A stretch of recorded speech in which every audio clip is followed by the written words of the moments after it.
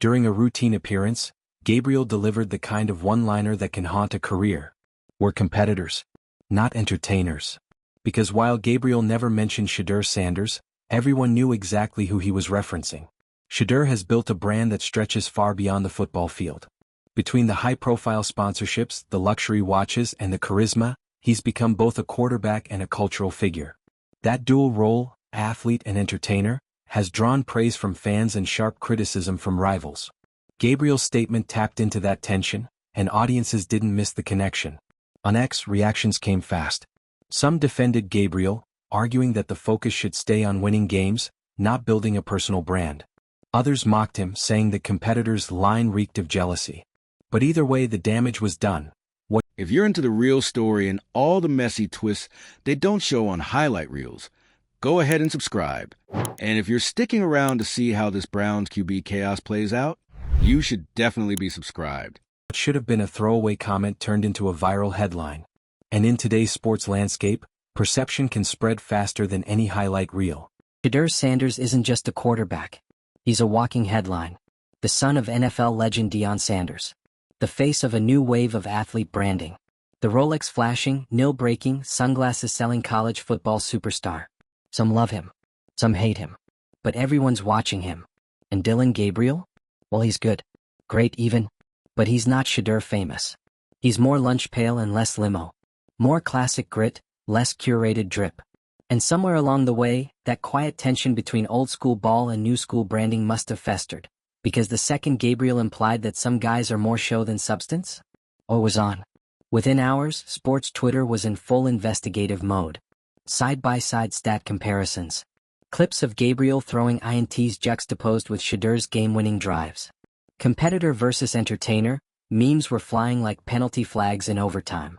One user posted, "If Shedeur's an entertainer, he's putting on Hamilton every weekend while Gabriel's running a high school talent show." Brutal. But also kind of the internet's specialty. The thing is, this wasn't just a trash talk moment. It was personal, even if Gabriel didn't fully realize it in the moment. He wasn't poking fun at a rival team, he was undermining a brand. And in today's sports world, that's basically sacrilege. Because let's be honest, Shedeur Sanders is an entertainer. And a competitor. That's the whole point. He's proof that you can dominate on the field and own the narrative. That you can flash your wrist and still drop dimes. It's the modern era of sports, baby, and Shedeur's just playing it better than most. But Gabriel? Instead of riding the wave, he tried to swim against it, and got absolutely swept. The fallout was fast and relentless. Sports shows picked it up. Analysts debated whether Gabriel crossed the line. Former players chimed in with vague subtweets. Even NFL scouts, quietly watching from the sidelines, started whispering about leadership concerns. It didn't help that Gabriel's team didn't exactly back him up either. In a press conference the next day, his coach gave a diplomatic non-answer about emotion and learning moments. Translation: we're not touching this with a 10-foot pole. Meanwhile, Shedeur? Silent. Not a tweet. Not a quote. Just business as usual. Showing up, doing drills, prepping for the next game like nothing happened. Which, ironically, made him look even more composed, more competitive, than the guy throwing verbal elbows on national TV. It's a masterclass in modern PR. Say nothing and let the internet say everything. Because by staying quiet, Shedeur let the memes, and the public, do all the talking for him. And what they said was loud and clear. Dillon Gabriel fumbled the bag. And not the football kind. There were fan edits of Shedeur in a tuxedo with the caption, "Entertainer of the Year." Posts of Gabriel captioned, "Now playing, bitter rivalry, a tragedy in one act." Someone even started a fake award show called the Shady Bowl, nominating Gabriel for Most Misguided Hot Take on Live TV. Honestly? Deserved. Because here's the thing, sports have always been about more than just the game. Muhammad Ali didn't just box. He performed. Deion Sanders, hello legacy, didn't just cover receivers, he became prime time. In 2025, if you think entertainment and competition are mutually exclusive, you're either delusional or dangerously unaware of the ecosystem you're trying to enter. And that's the part that stings the most for Gabriel. Because he didn't just insult Shedeur, he misunderstood the assignment. This isn't the era of faceless athletes grinding in silence while the media tells their stories. This is the TikTok, nil livestream your life generation. Personality is currency. Swagger matters. And if you're not building your brand, you're already behind. But instead of leaning into that, Gabriel tried to call it out like it was a weakness. As if Shedeur's charisma was a liability. As if fans can't tell the difference between empty flash and earned confidence. As if Shedeur hasn't earned the right to be loud, flashy, and unapologetically himself. Spoiler, he has. And now Gabriel's paying the price. Suspension talks are on the table. Not for violating a rule, but for creating a distraction. For becoming the story when he didn't need to be. For taking a completely optional dig at a rival who's already several levels ahead in both gameplay and media savvy. The NFL's watching. And they don't love drama unless you're winning. They want maturity, composure, media training. And Gabriel, fair or not, just gave them a red flag. Even fans who once defended him are starting to shift. I used to respect his game, one commenter wrote. But this? It just feels insecure. And honestly, that's the vibe. Insecurity disguised as confidence. Trash talk with no punchline. A gotcha moment that backfired so hard it might haunt him through draft season. Meanwhile, Shedeur keeps stacking wins on the field and off. His silence? Louder than words. His highlight reels? Answering every question Gabriel tried to raise. And his fans? More loyal than ever. Because if this incident proves anything, it's that people don't just root for athletes anymore. They root for characters. And right now, Shedeur's the leading man in his own Netflix-worthy saga, while Gabriel just became an accidental side character with a cautionary arc. But here's the kicker. This could have been avoided. All of it. One less sentence. 1 second of media awareness. One choice to uplift instead of undermine. Instead, Gabriel learned the hard way that in the age of viral everything, even your offhand comment, can become a cultural spectacle overnight. So what happens next? Maybe the suspension gets confirmed. Maybe it doesn't. Maybe Gabriel gives a heartfelt apology and earns some forgiveness. Or maybe this moment lingers, a permanent asterisk on his otherwise solid resume. But either way, the damage is done. The internet has a long memory. And this little saga will live on in screenshots, memes, and YouTube compilations until the end of time. And as for Shedeur, he didn't need to clap back. He didn't need to defend his name. Because when you've got receipts, rankings, and Rolexes on your side, you don't argue. You win. Let this be a lesson for the up-and-comers, the media hopefuls, the future Heisman candidates. Professionalism is powerful. Strategic silence is underrated. And if you're going to throw shade on live TV, you better have the scoreboard and the storyline on your side. Because the court of public opinion? It doesn't miss. And once the memes start rolling, you're either the icon or the punchline. So what do you think? Did Gabriel deserve the backlash, or is this just another case of social media overkill? Drop your thoughts in the comments. Who's the real competitor here and who's just trying to stay relevant? And if you want more weekly chaos, wild hot takes, and full breakdowns of celebrity sports meltdowns, you know what to do. Hit that subscribe button and stay tuned, because in this arena, there's always a next act. Let's talk about the optics. Because in today's media landscape, perception is reality. And whether or not Gabriel meant to dish Shedeur Sanders directly, that doesn't matter anymore. The second the clip hit social media, the narrative was set in stone. Dillon Gabriel took an unprovoked shot at the most hyped quarterback in college football, and got torched for it. Every sports podcast jumped on it. Every reaction channel clipped it. And for the next 72 hours, you couldn't scroll more than 5 seconds without seeing Gabriel's name next to a flaming hot take or an unflattering remix of his quote. One TikTok even went viral playing the quote in slow motion with dramatic music like it was a Shakespearean betrayal. We're competitors, not entertainers. Cue the dramatic zoom. Cut to Shedeur dropping a 50-yard bomb. Roll credits. You can't buy this kind of digital humiliation. Now here's where it gets worse. The NFL is already skeptical of quarterbacks who come with baggage. And no, this isn't about arrest records or scandals. This is about distractions. If you're not a guaranteed top 3 pick, your job is to shut up, lead your team, and avoid headlines. So when you find yourself trending over a quote, not a stat line, that's a red flag. A big one. Gabriel was supposed to be one of the more mature QB options in the class. The kind of guy teams could plug in as a backup without worrying about drama. But now, teams are asking different questions. Does he crack under pressure? Can he handle media? Is he jealous of flashier players? And worst of all, is he a locker room problem waiting to happen? That's how fast it turns. One sentence, and suddenly scouts have to sit in meetings defending your character. Coaches have to wonder if drafting you will invite unnecessary comparisons. Even teammates might start side-eyeing you during interviews. Because no one wants to be next to the guy who says too much and backs up too little. Meanwhile, let's check in with Shedeur again. Still silent. Still unbothered. Still posting cryptic Instagram stories with fire emojis and scripture captions like he's casually narrating his own revenge arc. And the fans? They are eating it up. People are now using Gabriel's quote as a punchline to hype up Shedeur even more. We're not entertainers? Speak for yourself. Cue Shedeur launching a game winner, crowd erupting, sideline dancing like it's the halftime show.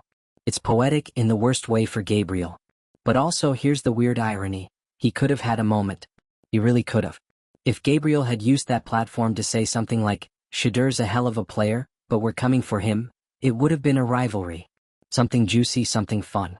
People love that. College football thrives on those storylines. Think Brady versus Manning. Think Burrow versus Lawrence. Even Shedeur versus Caleb Williams had its moment in the sun. But this wasn't hype building. It wasn't competition. It was bitterness wrapped in a forced sense of superiority.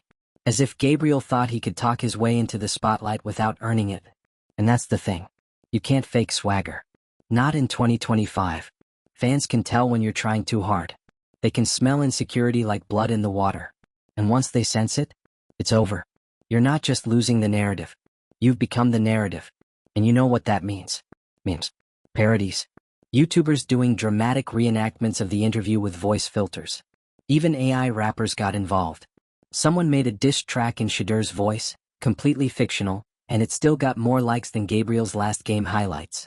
We are in a timeline where virtual Shedeur is more compelling than real Gabriel. That's how far this has spiraled. And look, we get it. Trash talk has always been part of the game. You think Larry Bird didn't chirp? You think Kobe wasn't savage? Please. But those guys backed it up. Every single time. And more importantly, they knew when to talk. Dillon Gabriel picked the worst moment possible to flex. He wasn't coming off a win against Shedeur. He didn't just light up the scoreboard. There was no momentum behind his words. Just tension, jealousy, and a whiff of please take me seriously energy. You don't punch up unless you can land it. Instead he missed. Completely. And the internet is still replaying the slow-motion footage of the swing and miss. But here's where things really get uncomfortable, for everyone around him. Because this isn't just about one player now. It's about how teams react, how sponsors pivot, how agents scramble. You know what's not marketable in 2025? A quarterback who disrespects fan-favorite icons. Nil brands don't want controversy unless it brings clicks. And if your name's trending for the wrong reasons, those zeros start disappearing real fast. One brand already paused their partnership with Gabriel pending further context. Which is corporate speak for, we're watching this spiral and we don't want to get dragged down with it. Meanwhile, Sanders? He's probably got 5 new endorsement offers sitting in his inbox, each one with a Rolex attached for flavor. And I'll be honest, Gabriel's silence since the incident isn't helping him. No apology. No clarification. No, what I meant was nothing. Just radio silence. Which sure might be the smart move in terms of not making it worse, but it's also allowing the narrative to bake, bubble, and boil over. Because when you leave a vacuum, the internet fills it. And right now, they're filling it with fanfiction-level scenarios where Shedeur throws 5 touchdowns directly at Gabriel's sideline just to prove a point. And let's be real, if that game ever does happen, it's going to be must-watch television. But even if it doesn't, Gabriel's already lost. Not just the PR war, but the trust of the public. People like underdogs. They like comebacks. But they do not like arrogance with nothing behind it. So where does that leave him? He could still recover. Sure. A heartfelt apology. Great game. A mature interview where he owns the mistake. That could change the tide. But that window is closing fast. And if he waits too long, the damage calcifies. Becomes part of the legacy. And once that happens, you're not just Dillon Gabriel, quarterback. You're Dillon Gabriel, the guy who dissed Shedeur and got ratioed by half of Twitter for it. And that's the legacy no one wants. This is what happens when you treat the mic like a weapon instead of a privilege. When you forget that the cameras aren't just capturing your words, they're archiving your reputation. Gabriel tried to deliver a hot take. Instead, he delivered a cautionary tale. He became the star of a viral lesson in what not to do. And you can bet that every college coach, sports agent, and media trainer is now using this saga as a PowerPoint slide in their next media etiquette seminar. Slide 1, Dillon Gabriel. Slide 2, we're competitors, not entertainers. Slide 3, career damage, immediate. So if you're an athlete reading this, take notes. Know your audience. Respect the hustle, especially when it's working. And never, ever confuse silence for weakness. Because sometimes the loudest thing you can say is nothing at all. We've already talked about how this incident became a viral catastrophe, how Gabriel went from solid QB prospect to cautionary tale in cleats, and how Shedeur Sanders, without uttering a single word, managed to come out of this with his crown even shinier. But let's go even deeper, because this story isn't just about two athletes. It's about the moment we're living in. This is a generation where image, charisma, and control of the narrative are as important as completion percentages. And Dillon? He tried to play by an old rulebook in a game that's already evolved. He stepped into a ring thinking he was in a locker room, and got clobbered by the court of public opinion in real time. Let's get real, we've seen this so many times before. The underrated, underhyped athlete finally gets his spotlight. The camera's on, the mix live, and instead of focusing on his own success, he aims the spotlight at someone else, usually someone more famous, more flashy, more loved. And then he acts confused when the crowd doesn't cheer. It's the same energy as yelling, "Look at him," in a room where everyone already was, and not in the way you intended. And that's where Gabriel misread the room. Because Shedeur Sanders? He's not just a quarterback. He's a movement. He's the son of Deion, sure. But more than that, he's part of a new wave of athletes who don't apologize for being loud, confident, branded, and brilliant. You can't come for a symbol and expect no consequences. That's not just disrespect, it's bad strategy. And for anyone sitting there thinking, "Come on, it wasn't that deep," let me stop you right there. Because when you're on live TV, every word is that deep. Especially when you're talking about another player, without naming them, while using language that very obviously implies they're less of a competitor than you. It's not just shade. It's condescension dressed as critique. And in a media world that thrives on dog whistles and drama, that's gasoline on the fire. Plus, let's not forget the underlying message that really rubbed people the wrong way. When Gabriel said, "We're competitors, not entertainers," what he unintentionally implied was this: if you're flashy, if you market yourself, if you do commercials or celebrate touchdowns or wear custom cleats, you're not serious about the game. And that's a huge misstep. Because we are well past the era where you have to choose between being talented and being marketable. You can be both. In fact, you have to be both if you want to survive in the modern landscape. LeBron, Mahomes, Serena, Steph, Shedeur. They're not just athletes. They're brands. So when Gabriel tried to carve out some sort of noble distinction between competitor and entertainer, he didn't just sound out of touch, he sounded bitter. And bitterness doesn't win fans. It doesn't win followers. It sure as hell doesn't win sponsorships. It just leaves you on the outside watching everyone else enjoy the spotlight you low-key wish you had. Now let's talk team dynamics for a second. Because this kind of drama, it doesn't stay on social media. It seeps into locker rooms. It makes teammates whisper. It turns press conferences into awkward balancing acts. Imagine being Gabriel's teammate right now. You're prepping for a game, trying to focus, trying to get reps in, and suddenly the media's only asking one question. "So, what do you think of Dillon's comments about Shedeur?" And just like that, you are part of the fallout. Not because you said anything wrong, but because your quarterback decided to go off script on national television and paint a target on the team's back. That's not leadership. That's not accountability. That's a distraction. And when your QB becomes the distraction, that's a problem.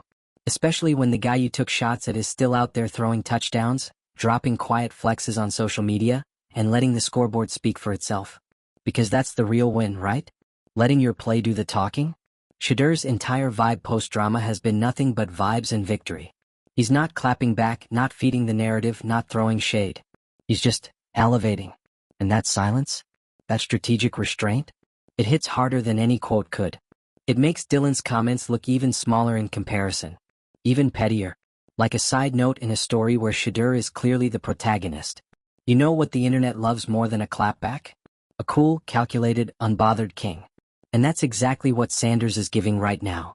And honestly, the memes haven't even peaked yet. We're still in phase 1, initial drag. Phase 2 is where things really get layered, when people start remixing the remix. You'll get TikToks of Gabriel's quote layered over old motivational videos, edited like a tragic arc from a sports documentary. You either die the hero, or live long enough to become the guy who threw shade at Shedeur Sanders and got cooked. Tragic. But somehow still entertaining, which ironically makes Gabriel's quote even more self-defeating. You wanted to separate competitors from entertainers? Congrats. You've now become entertainment, just not in the way you hoped. And here's the poetic part of it all. Gabriel's right in a way. Sports are about competition. But they're also about story. They're about legacy. And the legacy he's writing right now? It's not about wins. It's not about stats. It's not even about talent. It's about one moment. One comment. One quote that told the world more about his mindset than a season's worth of film ever could. Meanwhile, Shedeur? He didn't need a mic. He didn't need a hot take. He didn't need to clap back. All he had to do was exist and let the world do the rest. And now here we are, 3 weeks later, and this story still hasn't died. That's how you know it hit a nerve. This wasn't just a sports beef. This was a culture clash. The old school, just shut up and play mindset running headfirst into the modern athlete's era of swagger, branding, and presence. And spoiler alert, the new era is winning. So here's the question. What's next for Dillon Gabriel? He's got 2 paths in front of him now. Path 1? He doubles down. Plays the victim. Claims he was misunderstood. Lets the bitterness fester. Keeps talking about how real competitors don't need cameras, all while wondering why his own fanbase is shrinking. Path 2? He humbles up, owns the moment, maybe even laughs at himself, shows growth, shows leadership, reminds people that yes, he said something dumb, but he's not defined by it. Because here's the secret, fans will forgive. They'll even root for you again. But you have to show them that you get it, that you learned something, that you're not stuck in the same mindset that got you dragged in the first place. And honestly, that second path? It's wide open, but the clock's ticking. Because in the internet age, reputations are built and broken faster than ever. And the longer Gabriel stays silent, the more the world writes his story for him. So Dillon, if you're listening, it's not too late, but it's getting close. Because once you become the guy who dissed Shedeur Sanders on live TV, it's really hard to become anything else. And if you're reading this thinking, wow, this spiraled into something way bigger than it needed to, you're absolutely right. But that's what happens when sports meets media, ego meets branding, and the internet gets a whiff of drama. So now it's your turn. Who came out on top in this saga? Does Dillon Gabriel deserve a second chance? Or did he fumble the bag so hard it's irretrievable? And what does this tell us about the real rules of the game in 2025? Drop your hottest take in the comments. And if you haven't subscribed yet, well, you're missing out on the front row seat to every meltdown, misstep, and mic drop moment in sports culture. Because remember, in this game, the scoreboard isn't the only thing that matters. The story always wins.